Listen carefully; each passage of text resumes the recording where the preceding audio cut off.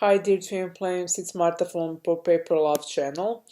Today I'll be speaking about how hardships and challenges on this journey are can be seen as a gift. I know it seems counterintuitive, but when I look back at my life, yeah, whatever, I see that lots of challenges that were disturbing at the moment they were happening were really the biggest blessings in my life. So, for example, all the challenges I went through, they were just bringing me closer to my true twin flame.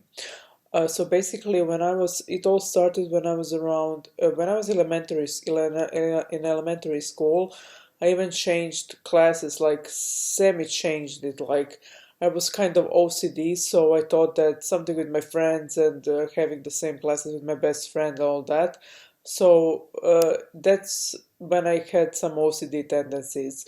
But when I was in high school, I was changing high schools a lot. So every time it got hard, I would change high school. And yesterday I was reading one question for a psychologist or a psychiatrist when one lady was sharing how she is in an unsuccessful marriage. I mean unhappy marriage, and that she just want to run away to another country. And basically, the psychiatrist told her that she just want to run away from her problems. And I had many instances of my life when I kind of just wanted to escape everything and leave everything behind. And that was mostly prominent throughout my schooling years. When I was in high school, I ended up drunk in Prague, in Czech Republic, and then I ended up on the intensive care unit. And after that, I changed high school. But that was like a first thing that made me realize that life is worth living, and that I need to change myself basically. So that was the first challenge that was happening in my life when I decided that I really want to live a full life. I want to achieve something. I want to be successful. I want to meet my true love. I want to, for example, when I was struggling in high school, in that was one of the, I think that was my second or third class in high school that I changed. And basically, when I ended up at that hospital in Prague, uh, I realized that something needs to change, and therefore I changed high school for the third or fourth time. I don't know anymore. But they change. In that change, I met my twin flame actually in the new high school. So I know now, looking back, that it was kind of divinely guided. But I had many challenges throughout my life. For example, I think I shared it in one of the previous videos. Um, I was when I was studying, I got psychotic.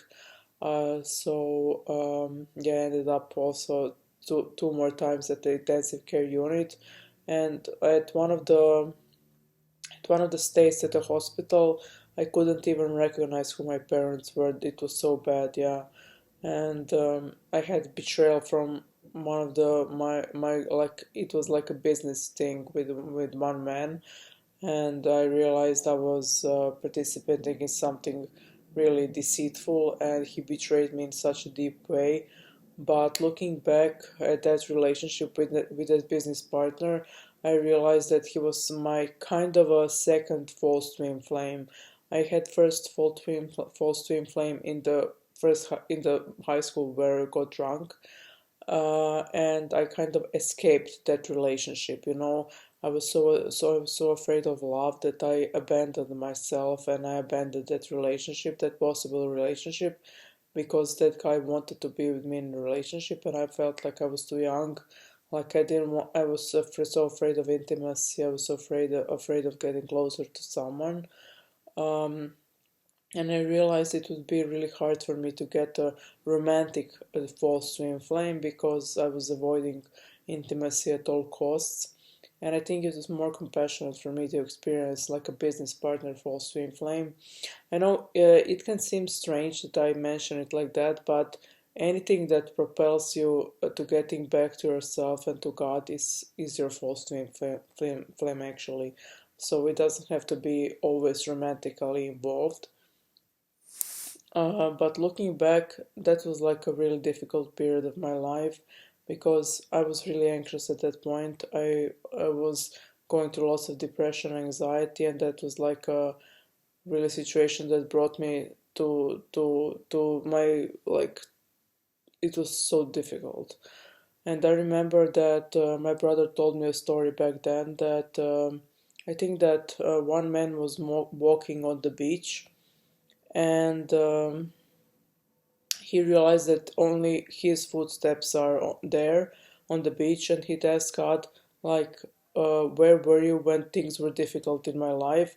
Like, and he told him that he was carrying him then in that throughout those difficulties. Like that's why only like God's footsteps were there. So I remember that story really fondly because it reminds me that God is always with us in every situation, and you can like when you're in the midst, for example, of divorce, you might think that things are so bad that nothing makes sense, that you won't meet anyone who will accompany you through a lifetime.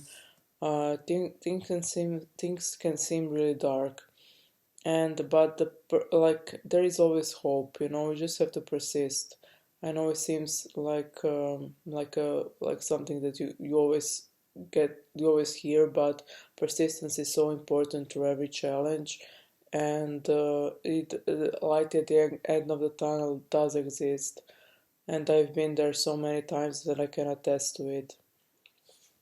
For example, I was in a many deep depression episodes, and that's the place when you feel so disconnected from yourself, so numbed out, or sad, or like you don't experience any enjoyment. You can't even get out of the bed. Everything seems so hopeless, and I managed to get through that stage. I mean, it took me so many years, but I got stronger and I got out of it eventually. So it does take lots of persistence, but you will make it through. So just know it if you're watching this that things can change, things will change, and you will change and change for the better. And change doesn't have to be something difficult, scary, or something that you want to avoid. Mm, I remember, for example, when I was in high school, when I was 16, people around me were they had this rejection energy towards me because I was shining my light. I was so happy, I was so full of life, and then I rejected myself. So that's when my troubles really began, when I started to reject myself. So accept yourself and accept your situation, no matter how it is, because you start from where you are. Um, I would always think how would I would like to have some things or be further along the journey, but you can't escape where you at currently, and you can work toward your goals from the point where you are now. So like you can't skip like divine order or steps of your life. So just know that, and be like find the motivation within you, and the energy you're seeking is actually God and His power, His energy, and you can always get in tune with that. So basically, I know that if you're watching this, you also had to go through lots of difficult situations, but know that there is hope. There are always solutions. You can be with your twin flame. You are meant to be with them, and you're meant to live happily ever after. So thank you for watching, and bye.